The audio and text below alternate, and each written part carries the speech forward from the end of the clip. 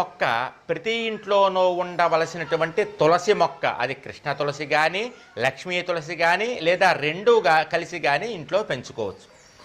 రెండవ మొక్క బిల్వ వృక్షం, మారేడు మొక్క. ఆ మారేడు మొక్కను మీరు ఒక కుండీలో పెట్టుకోవచ్చు.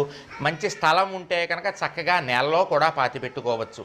అది సాక్షాత్తు శివస్వరూపము, లక్ష్మీ స్వరూపం.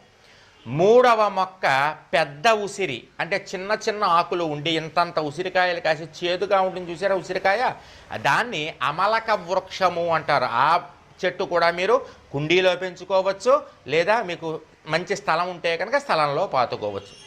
ఇక నాలుగవ చెట్టు మీరు పెంచుకోవాల్సింది ఏమిటాయి అంటే అరటి చెట్టు. ఏ ఇంట్లో అరటి చెట్టు ఉంటుందో, పెరటిలో అరటి చెట్టు ఉందంటే ఐశ్వర్యం ఉన్నట్లు గుర్తు అని చెప్తూ ఉంటారు. కాబట్టి మీ పెరట్లో ఎప్పుడూ ఒక అరటి చెట్టు ఉండే విధంగా చూసుకోండి. ఇక ఐదవ మొక్క కలబంద.